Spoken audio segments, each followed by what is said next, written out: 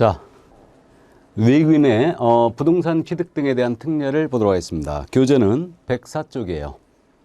그 외국인에 대한 규제입니다. 이것은 그래서 외국인에 대한 특례 규정인데 외국인은 국내 부동산 등을 취득할 때는요 신고 허가 의무가 발생되거든요. 이게 바로 외국인에 대한 특례입니다. 그래서 이건 특례라고 되어 있지만 사실상 외국인에 대한 규제예요.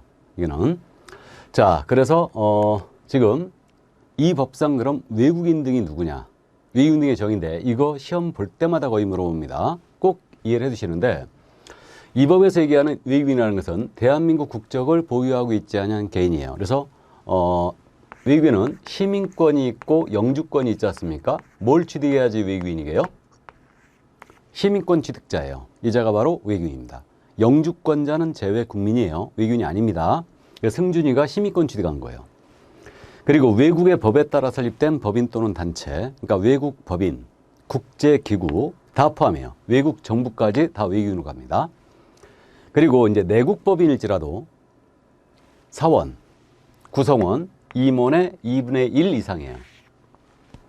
외국인이었다. 그러면 이 법인은 외국인 취급당합니다. 또 의결권이나 자본금이에요. 의결권이나 자본금의 2분의 1 이상을 역시 외국인이 갖고 있다. 외국 법인이 갖고 있다. 그럼 이 법인은 외국인으로 취급합니다. 그러니까 요걸 주의해야 되는데 숫자 2분의 1. 예를 들어서 이제 그 자본금 의결권의 2분의 1 이상이잖아요. 그러니까 삼성전자 주식회사의 주식을 만약에 외국인이 50%를 갖고 있잖아요. 그러면 이 삼성전자는 국내 부동산 등을 취득할 때는 신고나 허가 의무가 발생돼요. 이해되십니까? 그래서 2분의 1 이상 그랬으니까 반 이상이에요. 반 이상. 그러면 이때는 역시 이제 외국인 취급합니다. 그러니까 삼성전자 주식회사 주식을 50%를 외국인이 갖고 있다. 그러면 이건 외국인으로 취급당한다는 거 이해해 두시고. 자, 그럼 외국인의 정의를 봤고요. 그러면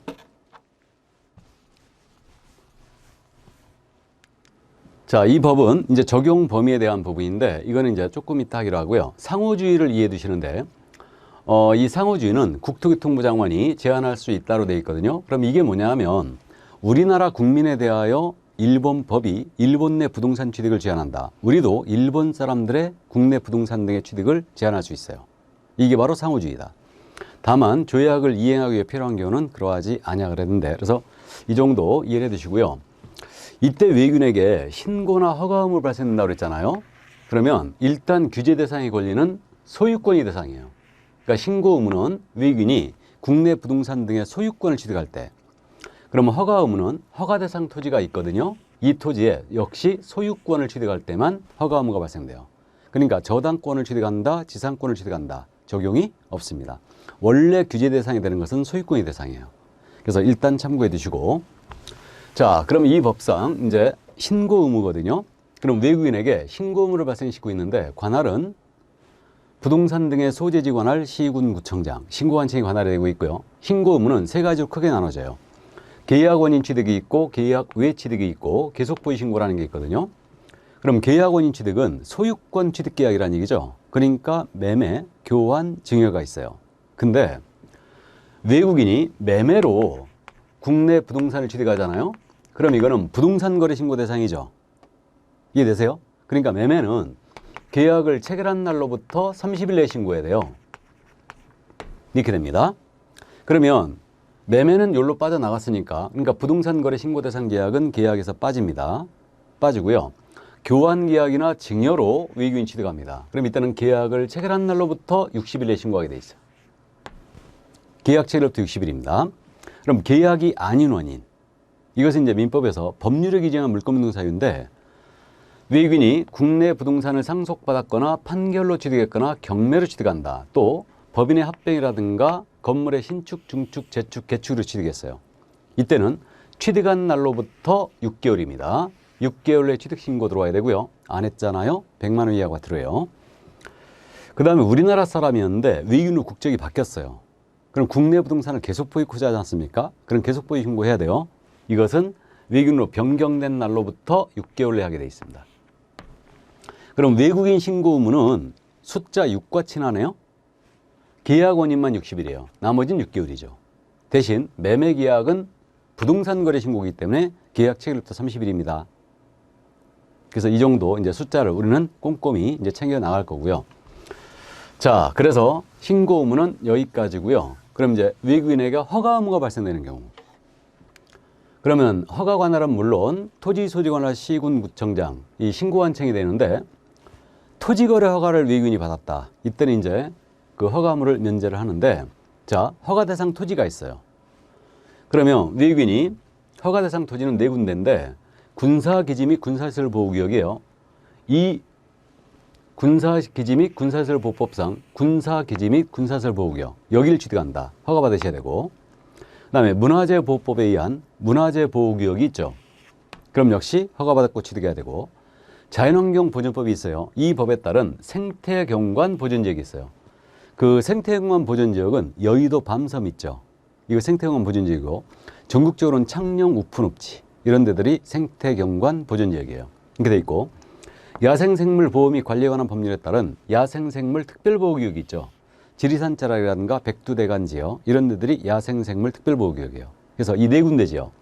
나중에 군문생야, 군사문화는 야생이다 이렇게 기억할 건데 요 네 군데 지역을 취득할 때는 미리 허가를 받아야 되고 만약에 안 받고 계약했잖아요. 그럼 이 계약 무효예요.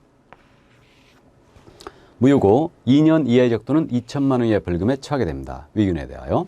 그럼 허가 신청 들어갔잖아요. 그럼 15일 내에 허가 불허가 처분해 주게 돼 있어요. 그런데 이것은 이들 지역 지정 목적 달성에 지장을 주지 않으면 허가를 해주게 돼 있습니다. 이거는 그래서 일단은 이런 규정이 있다는 거 이해만 해 두시고요. 그래서 이 허가 의무는 일정 지역을 운영을 하고 있는데 요 네 군데 지역은 허가를 받고 취득해야 돼요. 그렇지 않으면 허가 계약 자체가 무효고 15일 내 허가 불허가 처분한다. 근데 외국인이 토지거래 허가를 받았다. 그럼 이제 토지거래 허가제 잠시 후에 할 건데 여기가 토지거래 허가구역이거든요. 토지거래 허가구역으로 묶였는데 여기에 군사시설 보호구역이 있었어요. 이쪽을 외국인이 취득한다. 그럼 이 지역은 이자가 외국인이니까 외국인 허가 대상이 됐고 있고요. 토지거래 허가 대상 지역이기도 하죠. 그럼 이 외국인은 둘 다 받아야 되느냐 하나만 받으면 되느냐. 이때는 둘 중에 하나만 받으면 되죠.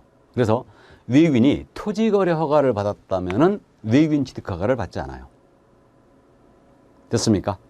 자, 그래서 이게 바로 허가 의무였어요. 나머지 이제 절차에 관한 사항은 이제 천천히 하시면 됩니다. 그래서 신고나 허가 의무가 있구나. 이 정도. 자, 이해를 해 두시면 되겠고요. 자, 그러면 이제 토지거래 허가제로 가볼까요? 자, 그래서 이제 교재 넘어갑니다. 107조.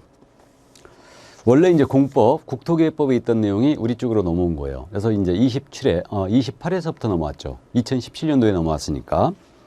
자, 그럼 이제 이 토지거래 허가제에 관한 내용인데 이 토지거래 허가제에 대해서는 일정 지역을 지정하여 운영합니다.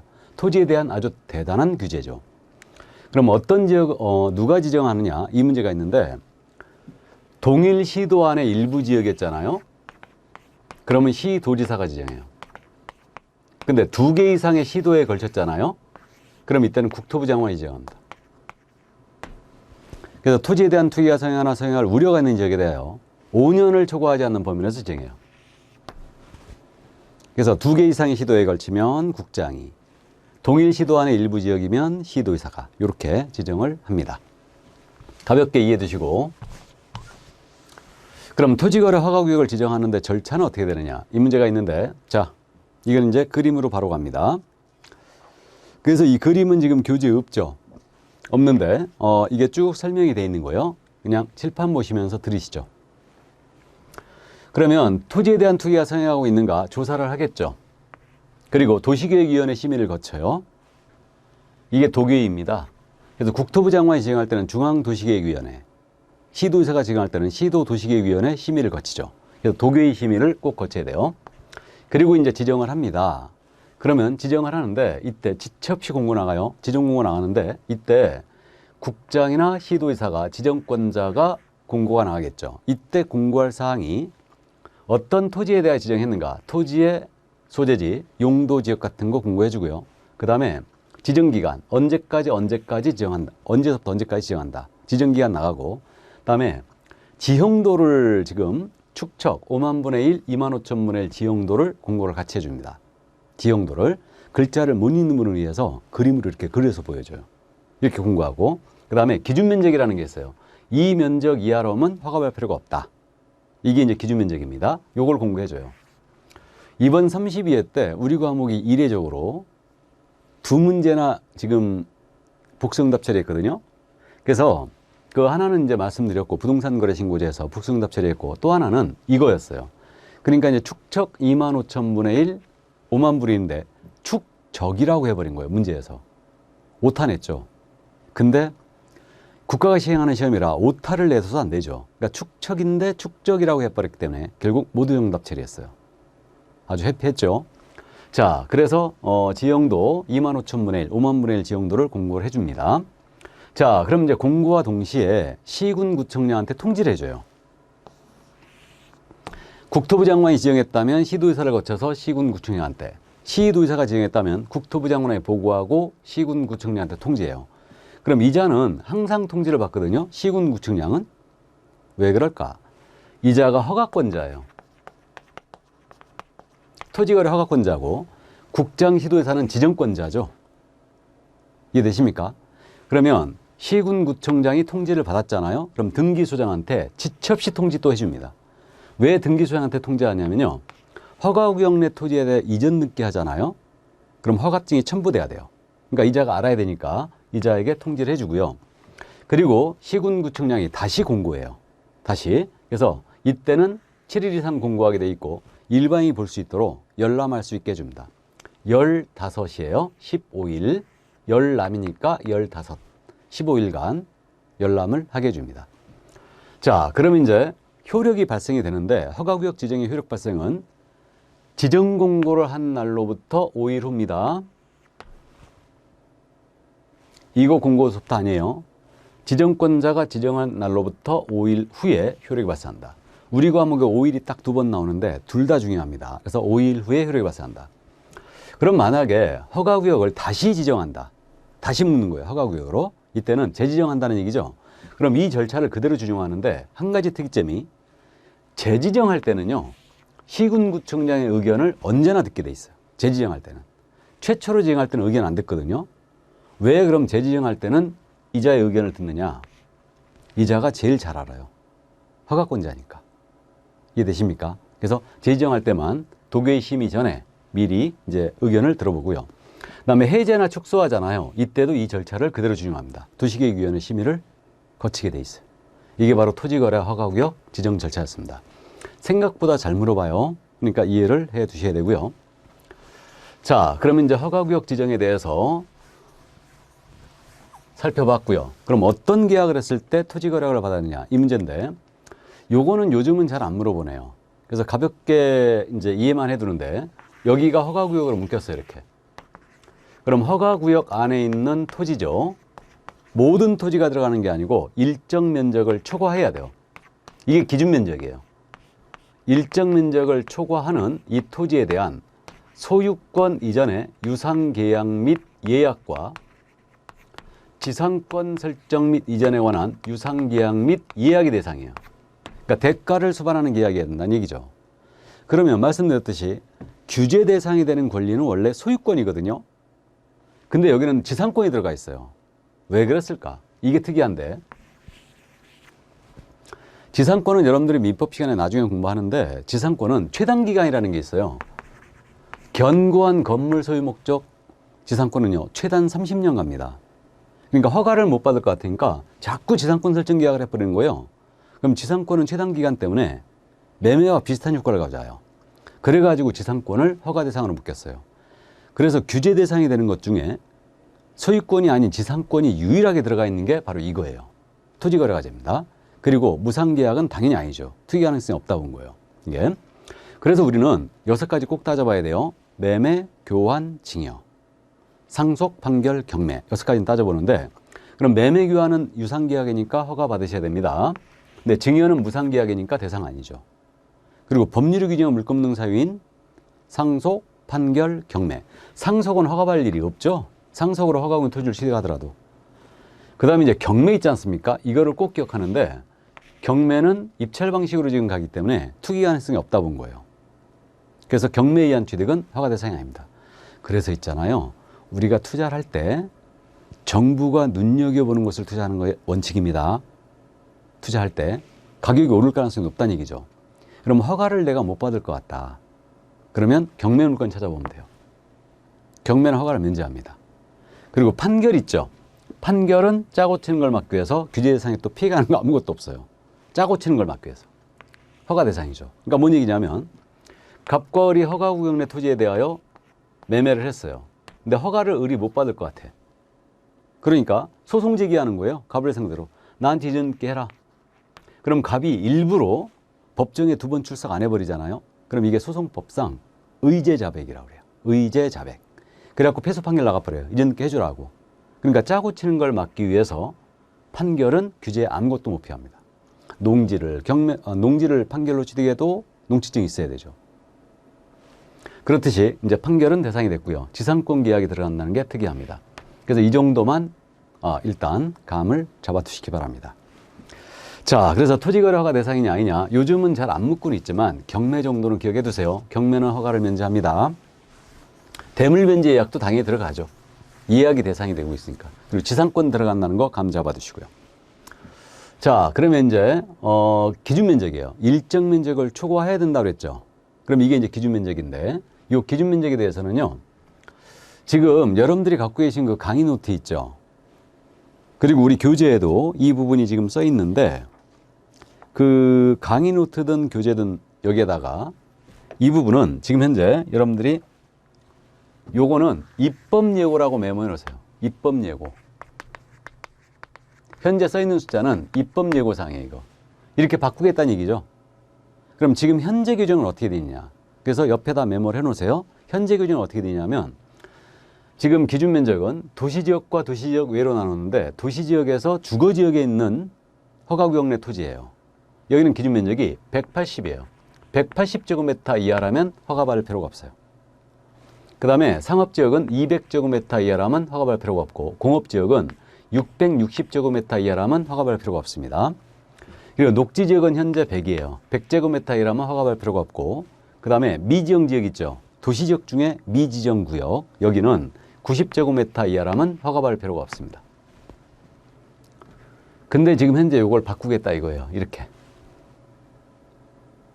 그래서 지금 공업지역이 중간에 있죠. 이게 660이에요. 660제곱미터는 평으로 한 사람은 이거 200평이죠. 0.3025를 제곱미터 곱하면 되니까 제곱미터를 평으로 환산할 때요. 곱하기 0.3025를 하면 돼요. 그럼 이게 평이 됩니다. 그러니까 660이면 대충 0.3을 곱하면 200 정도 되죠. 그러면 상업지역은 200이에요. 주거지역은 180, 20을 뺐죠. 이자와 치네요. 이렇게 돼 있고요. 그럼 이걸 중심으로 딱 반을 접잖아요. 반을 딱 접으면 상업지역은 녹지지역과 만나죠. 그러면 녹지지역은 상업지역의 절반이에요. 그 다음에 주거지역은 미지정지역과 만나죠. 그럼 미지정지역은 주거지역의 절반입니다. 숫자 이렇게 기억했었어요. 그래서 주상공록은 여러분들이 아시고요. 주상공록미. 도시지역이죠, 이게. 그래서 이렇게 되고. 그러니까 지금 현재 숫자는 이렇게 돼 있어요. 기준면적이 이렇게 돼 있고. 그 다음에 지금 도시지역 밖은 안 바뀌죠. 그대로 가는데 250제곱미터 이하라면 허가받을 필요가 없습니다. 농지라면 좀 더 크게 거래하죠. 그러니까 500제곱미터 이하라면 허가받을 필요가 없고 임야라면 1000제곱미터 이하라면 허가받을 필요가 없죠. 그래서 도시지역 밖은 배수로 간다는 거죠. 250, 500, 1000으로 갑니다. 그리고 한 가지 염두에 둘 게 도시지역은 지목과 관련이 없어요. 지목. 용도지역으로 가요. 주거지역이냐 상업지역이냐 이렇게. 근데 도시지역 밖은 지목으로 가고 있죠. 지목이 농지냐 임야냐 이거에 따라 달라져요. 감 잡혔어요? 그래서 이렇게 이제 이해하시고 그러면 허가구역을 지정을 하면서 이게 기준면적이에요. 그러니까 이 면적 이하로 오면 허가받을 필요가 없는데 조정하여 이걸 갖다가 지정을 할 수 있어요. 조정해서. 그럼 이 면적에서 최소화시킬 때는 10%까지 내려갈 수 있어요. 그럼 주거지역은 18제곱미터 이하는 허가받아라라고 할 수 있다는 얘기죠. 그 다음에 최대화시키면 300%까지 늘릴 수 있습니다. 이 면적에. 그럼 주거지역은 540제곱미터를 초과하는 것을 허가받아 이렇게 할 수도 있죠. 300%라면 3배잖아요. 이해되세요? 그래갖고 이거를 개정하는 이유가 왜 개정하느냐? 주거지역이 지금 180에서 60으로 줄죠? 왜 그랬을까? 이게 그것 때문에 그랬어요. 이걸 숫자를, 이거 기준면적을 바꾸겠다는 얘기가 왜 그랬냐면, 보세요. 특히 이제 강남 지역. 소형 아파트예요. 소형 아파트인데 이거 대지권이 있죠. 그럼 대지권이 예를 들어서 소형 아파트니까 작아요. 그러면 대지권이 예를 들어서 17제곱미터예요. 그럼 지금 현재 강남 3구는 허가구역으로 묶여 있거든요. 그런데 소형 아파트 17제곱미터 이거 토지인데 이게 피해가는 거예요. 그러니까 현재 지금 180이다 보니까 최소화 시키더라도 18이잖아 지금. 18제곱미터를 초과해야 되거든요. 근데 이게 17제곱미터 되니까 허가 대상에 빠져나가는 겁니다. 근데 이게 금액이 10억짜리예요. 아니면 15억, 20억 이렇게 되는 겁니다. 그러니까 이게 피해가니까 줄이겠다 이거죠. 그래갖고 60으로 줄이겠다 이거예요 지금. 그래서 입법력으로 그렇게 해놓은 겁니다. 자, 그래서 참고하시고, 그러니까 현재 규정은 이렇게 돼 있다. 메모해놓고 참고하시기 바랍니다. 자, 그래서 기준면적에 대한 부분을 갖고 이런 것들이 이제 후일하시면 됩니다. 그러면 넘어가 볼까요? 이제 기준면적에 대한 부분까지 다 봤고, 그럼 이제 토지거래가 절차가 나오겠죠. 자, 그럼 토지거래 허가의 절차는 허가 신청을 들어갑니다. 그럼 이건 당사자 공동 신청이에요. 역시 그럼 중개거래인 경우라도 우리 개업공사에게는 허가 신청 의무가 없다는 얘기죠. 당연한 얘기고, 이때 주의할 점은 토지거래 허가 신청은 금액에 관계없이 자금 조달 계획서 무조건 들어와야 돼요. 한 번쯤 감 잡아두시고, 그러면 허가 신청 공동으로 들어갔잖아요. 그러면 지첩시 조사 들어갑니다. 그래서 이제 사진 촬영해서 담당 부문이 보관도 하고요. 그다음에 허가증 불허가 통지, 다음에 선매가 진행 중이었다. 그 사실 통지해줘요. 선매가 뭐냐면 허가 신청 들어온 토지에 대해서 공익사업용으로 쓸 토지였어요. 그러니까 토지공사 쪽에서 이거 공익사업용으로 쓰겠다. 시군구청장하고 협의하고 있었는데 이게 허가 신청 들어온 거예요. 팔겠다고. 그러면 선매를 할 수가 있는데 이때 이 선매 진행 중인 사실이 있었다면 이 사실을 통지해 주게 돼 있어요. 며칠 내? 15일이에요. 15일 내 허가 불허가 처분 해주게 돼 있고요. 그 다음에 15일 내 허가 불허가 처분 안 했지 않습니까? 그러면 다음 날 허가받은 것으로 간주합니다. 다음 날 허가 간주 규정이 있는 게 유일하게 이겁니다. 그래서 15일 내 허가 불허가 처분을 해주게 돼 있어요. 이거 외국인 허가하고 비슷하죠. 외국인도 15일 내 군문생야에 대해서 허가 신청 들어가면 15일 내 허가 불허가 처분 해주게 돼 있고, 토지거래가도 마찬가지죠. 근데 이제 외국인은 간주 규정이 없는데 토지거래가에서는 있어요. 다음 날 허가받는 거 간주한다. 이 15일 내 허가 불허가 처분 안 해주면. 그러면 이거 이제 요 정도 이해하시고, 그럼 허가 신청 들어갔을 때 허가 기준이 문제겠죠. 어떤 경우에 허가를 받을 수 있느냐. 실수요성이 있어야 돼요. 실수요성. 실제 사용할 목적이 있어야 하는 얘기죠. 그 다음에 도시군계획에 맞아야 됩니다. 맞아야 되고, 면적도 적정해야 돼요. 이걸 충족해야지만 허가를 받을 수 있다. 이렇게. 그러면 이제 허가 기준에 대한 내용을 보겠습니다. 교재 지금 따라오고 계시죠? 그래서 지금 110조 토지 이용 목적 실수요성으로 가는 겁니다. 그러면 지금 허가 기준에서 실수요성이 있어야 되고 도시군계획에 맞아야 되고 면적도 적정해야 된다는데 실수요성을 주의해야 돼요. 그러면 실수요성은 이런 목적이 있어야지 실수요 목적이라는 얘기예요. 그래서 허가를 받을 수 있다는 얘기인데, 노후 대비용으로 이제 거주용 주택용 유치돼 가겠다. 허가구역은 토지를 가능합니다. 이때는 이용 의무 기간이 2년이에요. 최소한. 그 다음에 주민을 위한 복지시설 편익시설로 쓰겠다. 그러니까 경로당으로 쓰겠다. 이런 목적으로 토지거래 허가구역에서 토지를 취득합니다. 가능합니다. 역시 2년은 이용해 줘야 되고, 농업인, 어업인 등이 농업 경영 등을 위하여, 어업 경영을 위하여 취득한다. 가능합니다. 농사를 짓기 위해서 취득한다. 그럼 이때는 최소한 2년 써줘야 됩니다. 그리고 사업에 내가 쓰려고 허가구역 토지를 취득한다. 사업. 그럼 역시 가능합니다. 이때는 사업이니까 이용 의무 기간이 4년이에요. 사업이니까 4년. 자, 그 다음에 농지의 토지를 수용당했어요, 내가. 그럼 대체되는 토지를 취득할 수 있거든요. 그것도 역시 대체 토지 취득 가능합니다. 그래서 2년 이용해 줘야 되고, 그 다음에 이제 사용 수익이 제한되는 내 토지예요. 현상 보존의 목적으로 취득할 수도 있죠. 그럼 이건 극단적인 예를 들면 현상 보존 목적이 뭐냐면, 말이 참 어려운데 이겁니다. 이게 내 땅이거든요. 내 토지인데 내 토지의 사용 수익이 제한되고 있어요. 제한되고 있는데 이쪽이 토지거래 허가구역으로 묶인 거예요.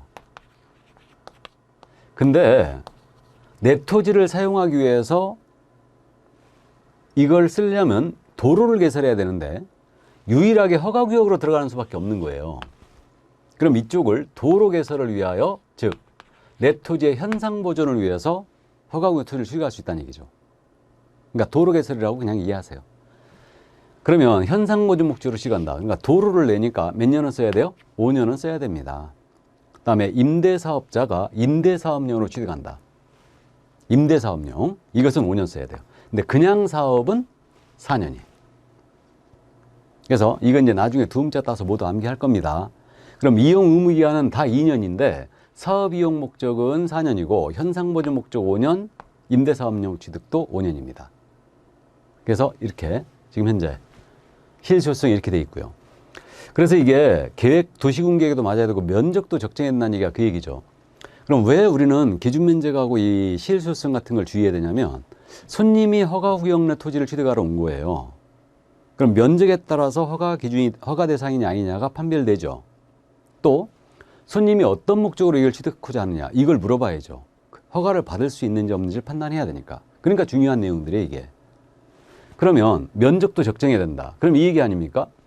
거주용 주택용지를 취득한다. 그럼 200평 내지 300평 정도면 될 것 같은데 3000평을 취득하겠대요. 그럼 안 되는 거 아닙니까? 그래서 면적도 적정해야 돼요. 그래서 이 정도.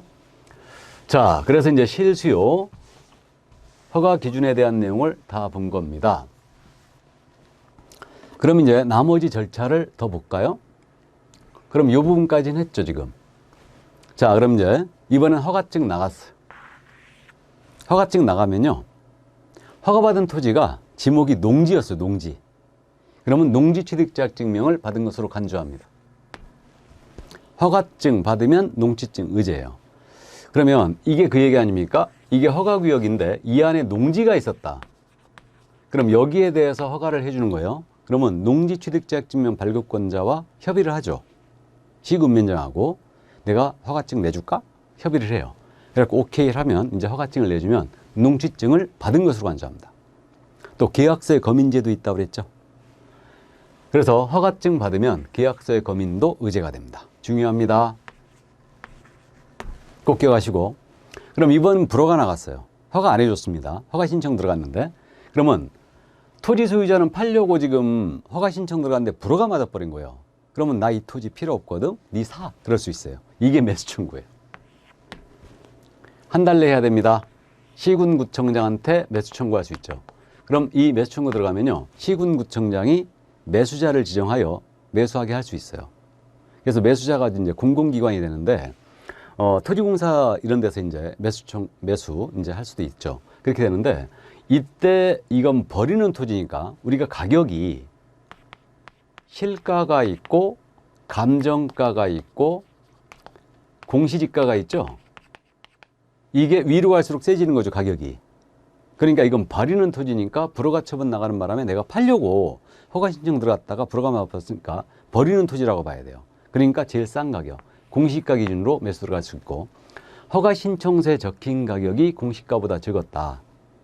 그러면 그 가격으로 매수할 수 있어요. 근데 꼭 매수해야 되는 거 아니에요. 가격이 맞아야 되겠죠? 그게 되고, 그 다음에 허가증이 나갔든 불허가증 나갔든 통지가 됐든 한 달 내에 이의신청할 수 있어요. 나 허가증 받았는데 나 이거 받기 싫거든요. 그래갖고 계약이 깨졌거든요. 이의신청 들어갈 수 있어요. 그래서 이거 이제 한 달 내에 역시 할 수 있습니다. 이렇게 되고, 그럼 허가를 받지 않은 계약 체결하면 당연히 무효라는 건 알죠? 근데 허가를 받을 것을 조건으로 계약을 했다. 그럼 유동적 무효 상태에 있어요. 이거 민법 시간에 이제 공부하죠. 그 다음에 이 형사처벌로 받는데 2년 이하의 징역 또는 토지가액의 30% 이하에 해당하는 벌금에 처하게 됩니다. 됐습니까? 그래서 이제 토지거래 절차, 이게 이제 최종 마무리였어요. 이게. 자, 그러면 이제 토지를 허가를 받았거든요. 그럼 허가받은 목적대로 토지를 이용해야 되겠죠. 그래서 이용 의무 기간은 2년, 4년, 5년을 말씀 미리 드렸는데, 그러니까 허가받은 목적대로 토지를 이용해야 돼요. 그럼 5년을 초과하는 범위 내에서 이용할 의무가 있는데, 시군구청이 매년 1회 이상 실태조사합니다. 허가받은 목적대로 이용하고 있는가? 실태조사를 해요. 이때 허가받은 목적대로 이용하지 않잖아요. 그러면 이때는 이행명령이 떨어져요. 3개월 내 기간을 정하여 허가받은 목적대로 이용해라 하고 이행명령이 떨어지고, 여기에 불응하면 이행강제금 나갑니다. 이행강제금은 토지취득가의 최고 10%예요. 그래서 우리가 첫 순환이니까 여기까지만 기억을 하는데, 허가받은 목적대로 이용을 해줘야 되고, 안 하면 3개월 내 기간을 정하여 이행명령이 떨어지고, 여기에 불응하면 이행강제금이 매년 이행할 때까지 최고 10% 범위 내에서 나갑니다. 이게 토지거래과제가 우리 쪽으로 넘어온 게요, 28회였어요. 근데요, 28회, 29회, 30회, 31회, 32회 5번을 보는 동안 무려 4번이나 출제했어요. 나 이게 이렇게 중요한지 몰랐어요. 이행강제금이. 우리가 뭐 이게 제재가 좀 중요하긴 하지만, 이행강제금을 이렇게 자주 낼 이유가 있는가 조금 의심스럽습니다. 어쨌든 그래서 자주 냈던 거니까 꼼꼼히 이제 우리가 챙기게 될 겁니다. 기준금액까지 다 기억하고 있어야 돼요. 이거는. 그래서 나중에 이건 물론 두음자 따서 암기를 할 겁니다. 자, 그러면 이행강제금까지 다 본 거예요. 그러면 교재 지금 113쪽에 이행강제금 부과 다 본 거죠? 그럼 그 밑에 이제 선매가 나오지 않습니까? 그럼 이 선매라는 것은 개념만 잡고 가자고요. 이게 한자로 쓰면 먼저 선자의 살매자 아니에요, 이게. 그러니까 먼저 선다란 뜻이에요. 그러니까 이게 협의매수예요. 그러니까 허가 신청 들어갔는데 공익사업용으로 쓸 토지였어요. 또는 허가받은 목적으로 이용하고 있지 아니한 토지였습니다. 그러면 이거에 대하여 먼저 살 수 있다는 얘기죠. 공공기관이. 그죠? 이게 선매예요. 그래서 이제 요거 나중에 그림을 이렇게 기억을 할 건데, 그래서 요때 이제 선매라는 거는 먼저 산다. 이렇게 이제 하시고, 협의 매수에 이거는 가격이 맞아야 매수하겠죠. 안 맞으면 물론 이제 불성립하게 되고요. 이때는 허가 불허가의 처분을 지첩해주게 돼 있습니다. 이게 그래서 수용과 차이가 있는 거죠. 수용은 강제 매수 아니에요. 선매는 협의 매수예요. 자, 그래서 이 정도 감만 잡아두세요. 선매. 작년 시험에서 지문 하나 정도 출제했죠. 이 부분을. 그래서 원래 군법쪽에서도 23회에는 출제한 적이 없어요, 이것도. 자, 그럼 이제 넘어가시면 포상금제가 나오지 않습니까? 114쪽. 이 포상금제도 이번 순환 때는 그냥 통과를 하는데, 왜 부동산거래신고법상 포상금제를 제가 이제 통과하냐면요. 신고고발 대상은 나중에 이제 제재를 기억하게 되면 쉽게 기억을 할 거고요. 이걸 지금 해버리면요. 우리 법상, 공인인사법상 포상금제도 있거든요. 이거하고 엄청 헷갈려요. 그렇기 때문에 차이점들이 좀 있기 때문에 포상금제도는 이번 순환 때는 그냥 통과하자고요. 이거. 그래서 통과를 하도록 하겠습니다. 자, 그러면 부동산거래신고법 내용이 다 끝났죠? 부동산거래신고제, 주택임대차계약신고제, 외국인 취득신고 등 허가 의무, 그리고 토지거래과제, 이렇게 이제 끝난 거예요. 자, 그럼 이제 우리 교재 제3편 중개실무로 들어갑니다. 자, 그럼 이 실무에 대한 부분은 조사 확인이 지금 등장하고 있는데, 실무가 진행되는 과정을 잠깐 말씀드리고 갑니다. 실무가 진행되는 과정은 이렇게 진행이 돼요. 그러니까 갑이요, 토지를 갖고 있는데 팔아달라고 중개 의뢰를 해요. 그럼 여기서부터 실무 시작합니다. 그럼 중개 의뢰가 있었다는 얘기는 중개계약이 있었다는 얘기죠. 그럼 이 개업공사는 이 토지를 어떻게 중개할까 하고 계획을 세우죠. 이게 실무의 두 번째 단계예요. 그리고 이 물건을 알아야 중개할 수 있으니까 이 물건에 대한 조사를 들어갑니다. 그래서 등기상 증명서 떼보고, 토지장도 떼보고, 지적도도 떼보고, 직접 현장 가서 보기도 해요. 자, 그리고 이제 을을 상대로 판매 활동을 펼치죠. 이게 중개 활동이에요. 마케팅이죠, 이거. 그리고 이제 가불 사이에 계약이 체결됩니다. 그럼 계약서 작성 교부 해줘야 되죠. 확인 설명서도 써줘야 되죠. 매매라면 부동산 거래 신고도 해야 되죠. 이제 계약이 체결됐어요. 그리고 이제 계약의 이행 단계로 넘어갑니다. 중도금, 잔금, 등기서류 교부로 넘어가요. 그래서 이런 식으로 실무가 진행되거든요. 그리고 원래 실무의 편제는 이제 중개 계약, 조사 확인, 중개 활동, 계약의 체결, 계약의 이행 이렇게 되는데 그 계약의 이행에 관련돼서는 등기를 하는 거죠. 그럼 등기 관련법을 알고 있어야 돼요. 그러면 여러분들이 부동산 등기법을 공부하지 않습니까? 근데 민법에서 부동산 실명법이라는 거 공부하죠. 타임미어로 등기하면 안 된다. 그래서 계약서의 거민제도라든가 부동산 실명법이 우리가 개별적 중개 실무 그래갖고 민법에서 공부하지만 실무적인 차원으로 다시 접근해요. 또 우리가 실무적으로 주택, 상가, 임대차 엄청 중요 많이 하죠. 그럼 주택임대차 보호법이 있고 상가 건물 임대차 보호법이 있죠.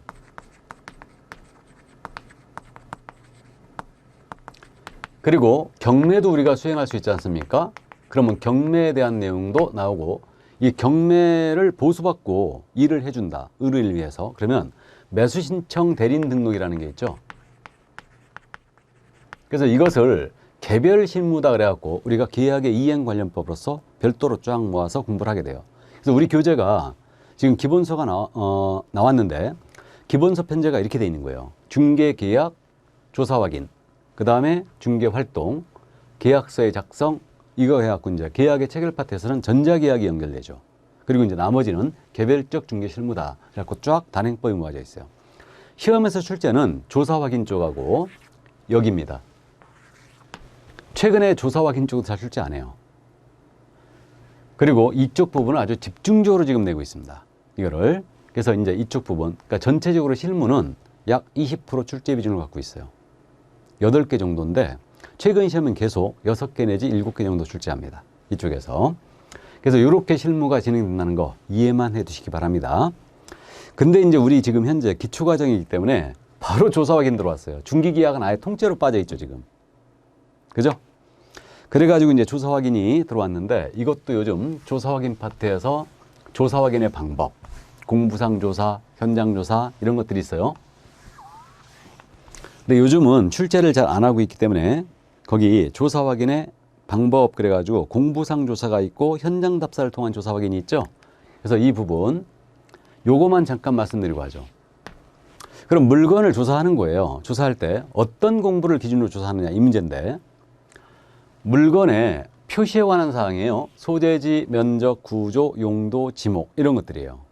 이것은 지적 공부라든가 건축물 대장을 통하여 조사하겠죠. 대장, 토지 대장, 임야 대장, 건축물 대장. 그러니까 소재지, 면적, 구조, 지목 이런 것들이니까. 그럼 권리관계에 대한 사항은 기준 공부가 뭐가 되느냐? 등기상, 증명사가 되는 거예요. 당연한 얘기죠. 그리고 이제 공법상 이용자 및 거래규상 여기가 토지거래 허가구역인지 아닌지 이런 것들은 당연히 토지 이용계획 확인서가 기준 공부가 되는 겁니다. 그럼 공부끼리 서로 안 맞았을 때 누가 기준이냐 이 문제가 있는데 이걸 이해한다면 쉽게 이걸 이해할 수 있어요. 그래서 이런 내용들이 있다는 거 참고만 하시고 자 그러면 조사 확인 총설적인 내용으로서 기준 공부가 뭐냐 가볍게 말씀을 드렸고요. 그러면 이제 우리 교재가 117쪽에 분묘기지권과 장사 등에 관한 법률이 있죠? 찾습니까? 그럼 분묘기지권은 여러분들이 민법 시간에도 공부하거든요. 판례 태도를. 그다음에 이것을 강력하게 제한하는 법이 장사 등에 관한 법률이에요. 그래서 이거는 이번 순환 때 그냥 통과를 하겠습니다. 그냥 넘어가자는 얘기예요. 다음에 천천히 하고. 그 다음에 이제 그 119쪽에 있잖아요. 중개사물 확인 설명서의 작성이 나오죠. 찾았습니까? 자, 그럼 이 부분을 보자 이거예요. 그럼 확인 설명서에 대한 부분인데, 이거는 지금 현재 32회 때 또 쉬었어요, 이거를. 우리가 실무 가면요, 확인 설명서 바로 써야 되거든요. 그러니까 이거는 사실상 확인 설명서 기재 내용과 기재 요령이 있거든요. 이건 그러니까 오리지널 실무예요. 그러면 확인 설명서 기재 내용을 기억한다는 얘기는 통째로 서식의 내용을 모두 암기해야 돼요. 또 작성 방법 다 알고 있어야 되죠. 이렇게 시험을 지금 내고 있는데 그래서 이게 여러분들이 좀 부담스러워요. 즉 확인 설명서의 종류가 현재 4가지가 있거든요. 네 가지가. 그래서 이게 주거용 건축물 서식이 있고 비주거용 건축물 서식이 있고요. 토지 서식이 있고 임모, 공장재단, 광업재단 서식이 있어요. 네 가지 서식이 있고 각 페이지가 주거용은 4페이지, 주거용도 4페이지, 그 다음에 토지와 입광공은 3페이지로 되어 있습니다. 물론 마지막 페이지는 작성 방법이 다 수록되어 있어요. 그럼 본문 내용이 이건 3페이지, 3페이지, 2페이지, 2페이지라는 얘기예요. 이거 암기하기가 쉽지 않다는 얘기죠. 그래서 우리가 어떻게 이제 공부할 거냐면 주거용 건축물 서식을 철저히 기재 내용과 기재 요령을 숙지할 거예요.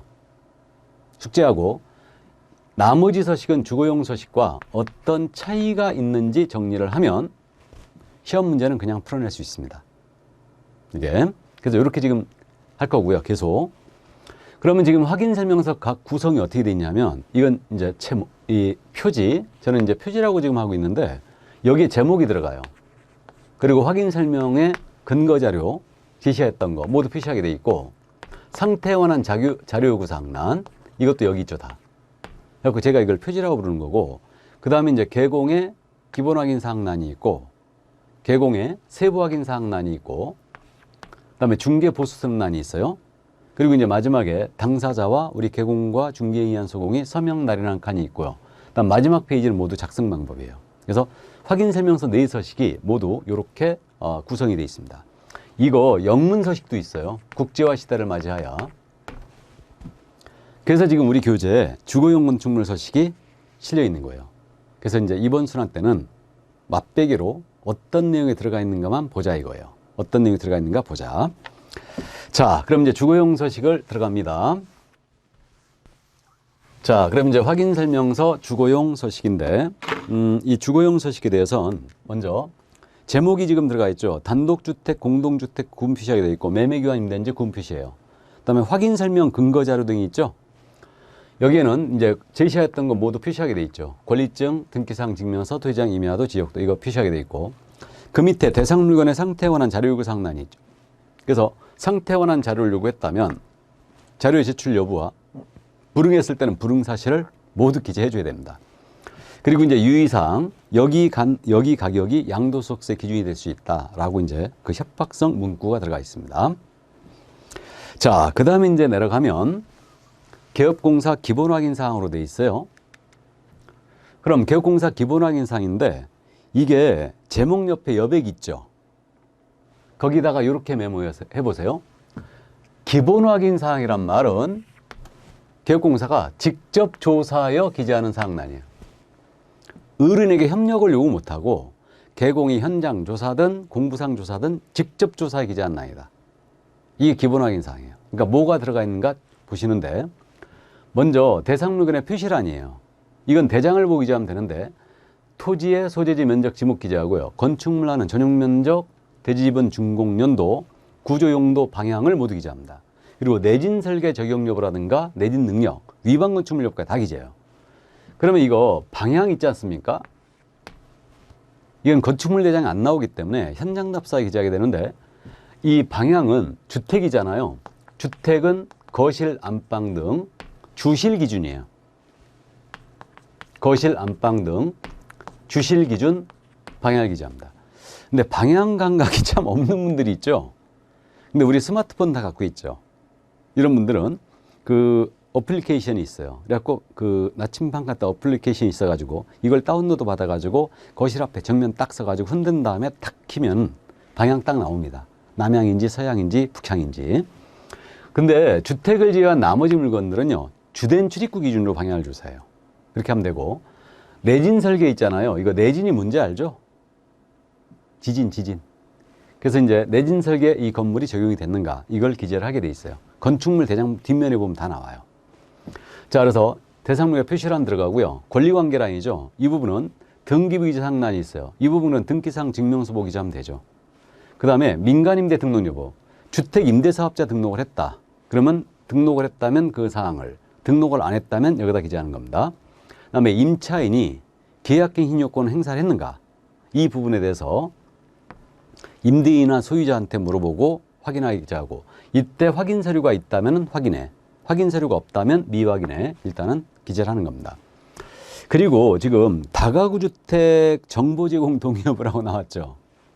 이것도 여기다가 네모 조그맣게 해놓으세요. 다가구 주택 정보 제공 여부는 입법 예고 사항이에요.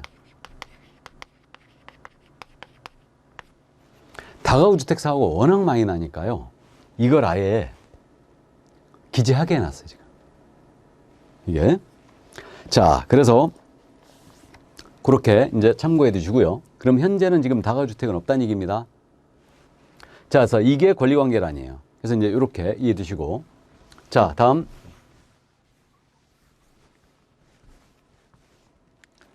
이제 3번 난 토지 이용계 공법상 이용량 거래유상란인데 여기는 용도지역 지구구역을 모두 기재하고요. 건폐율 용적률 상한 도시공계획설 지구단위 계획구역 토지거래 허가구역 여부 투기지역 여부를 전부 다 기재합니다. 다 기재하는데 건폐율과 용적률 상한은요. 이거는 토지 이용계 확인서가 아니고 시군조례를 보고 기재하게 돼 있죠. 시군조례예요. 여러분들이 공법 시간에 국토계획법에서 용도지역별로 건폐율과 용적률 상한이 있죠. 세부 내용은 조례로 위임했죠. 그러니까 도시계획 조례로 위임했어요. 그래서 시군조례를 보고 이 부분을 기재해요. 나머지는 일단은 토지 이용계 확인서예요. 그렇게 이해하시고 임대차 중개할 때는 기재를 안 할 수도 있어요. 이 부분은. 다음에 입지 조건란은 현장 답사 기재하는데 이 부분은 도로, 대중교통, 주차장 들어간다는 걸 주의해요. 주차장. 이건 입지예요. 시설에 들어가는 거 아닙니다. 교육, 판매, 의료소를 기재합니다. 현장 답사 기재하면 되죠. 그다음에 관리에 관한 사항 경비실 관리처에 기재하는데 현장 답사 기재하면 돼요. 문제 없고. 비선호시설은 쓰레기 소각장이나 화장장이 1km 내에 있는가를 기재합니다. 있으면 그 종류와 위치도 기재해야 돼요. 자, 그다음에 이제 거래정 금액을 기재하는데 이때 여기에 개별 공시지가, 건물 공시가를 기재 안 해요. 근데 이거는 임대차 중개할 때는 기재를 생략할 수 있어요. 그리고 이제 취득시 부담할 조세율 세율, 취득세, 농어촌 특별 지방교육세를 기재하는데 이거는 세율까지만 기재하면 돼요. 이거는 임대차 중개할 때는 기재할 필요가 없겠죠? 이 부분은. 그러니까 임대차 중개할 때 기재를 안 할 수 있는 거 있죠? 4가지 나왔어요. 나중에 암기할 겁니다. 4가지 나오면 항상 조심해야 돼요. 우리가 오지선다기 때문에. 공법상 제한, 개별 공시지가, 건물 공시가격, 취득 관련 조세는 기재 안 합니다. 이게 기본 확인 사항이에요. 그래서 이제 요 사항이고요. 문제는 세부 확인 사항이죠. 그럼 세부 확인 사항은 그 여백에다가 이렇게 메모하면 돼요. 협력 요구 기재. 이 부분은 사고 가능성이 크기 때문에 중개의뢰인한테 협력을 요구하기 기재하는 부분이에요. 이 부분은. 그래가지고 실제 권리관계, 공시되지 않은 물건의 권리상란인데 이 부분은 미공시 권리를 기재해요. 그러니까 유치권, 법정 지상권, 분묘 기지권 등을 기재합니다. 공시 안 돼 있는 거, 등기 안 돼 있는 거. 등기되지 않은 임차권 이런 것도 기재하죠. 그 다음에 미공시 물건, 고가의 정원석이나 부착물 이런 것들, 광고탑 이런 것들 기재합니다. 그럼 이 부분은 매도 임대의뢰인이 고지한 사항을 기재한다 이렇게 돼 있어요. 왜? 쓰는 자가 제일 잘하니까. 현장 답사 가가지고요. 유치권 있나 없나 아무리 땅바닥 쳐다봐도 안 써있죠. 근데 쓰는 자가 제일 잘 알아요. 그렇기 때문에 고지한 사항을 기재한다 이렇게 돼 있고요. 그 다음에 내외부 시설물의 상태 있죠. 이 부분도 내부 시설로 이해하면 돼요. 수도, 전기, 가스, 소방, 보일러, 승강기, 배수, 물 잘 내려가는가. 그 밖의 시설물을 기재하는데 이게 소방은 단독 경보형 감지 기재하게 돼 있거든요. 주택이니까 단독 경보형 감지기. 근데 아파트는 뭐 제외죠. 아파트는 소방이 워낙 잘 돼 있기 때문에. 그래서 이 사항을 기재하고 벽면 도배 상태, 이때 바닥면 있죠. 이거는 입법 예고 사항이에요, 지금. 그러니까 요즘 반려동물을 워낙 많이 키우기 때문에 바닥이 있잖아요. 마루로 깐 데가 많죠. 그리고 마루가 파손된 게 많아요. 그러니까 실무적으로 이거 상당히 문제가 많이 되고 있거든요. 그렇기 때문에 이거는 현재 입법 예고 사항이에요. 현재는 벽면 도배만 있습니다. 그리고 환경 조건 암기하세요. 3가지예요. 일조, 소음, 진동을 기재합니다. 일조, 소음, 진동. 이 3가지가 환경이다. 그럼 이 부분은 원래 현장 답사해야 되겠지만 이것도 사고 가능성이 크기 때문에 상태에 관한 자료를 요구하여 기재한다. 이렇게 돼 있어요. 그러니까 보세요. 이 사항은 의뢰인에게 협력을 요구하기 기재한 낭이잖아요. 이걸 세부 확인이라고 해놓은 거예요. 그래서 이거를 암기해야 됩니다. 나중에 기본이냐 세부냐 꼭 기억할 건데 이 네 가지를 기억하면 돼요. 그럼 중개보수라는 그 밑에 중립지역에 있죠. 세부도 기본도 아닌. 그래서 중개보수는 주의할 점이 금액뿐만 아니고 산출내역, 지급 시기까지 다 기재해야 돼요. 부가세는 물론 별도로 이제 부과될 수 있고요. 그리고 이제 마지막으로 확인설명서, 보증증서를 수령합니다 하고 연을 기재하고 매도 매수인 임대 임차인이 안 받았다고 오리발렘일까봐 이들은 여기다 대고 서명 또는 날인이야. 또는의 동그라미. 그리고 개공은요, 중개행이나 소공도 마찬가지고 서명 민 날인이죠. 이게 확인설명서예요. 그래서 이렇게 생겼다는 거 봐두기만 하시기 바랍니다. 나중에 이제 철저히 암기하고 작성 요령 모두 숙지를 할 거예요. 자, 그래서 이제 확인설명서 이제 전부 다 봤습니다. 그래서 여기까지 이해를 해 두시기 바랍니다. 그럼 조금 쉬었다가 전자계약 들어갈까요? 잠시 쉬도록 하겠습니다.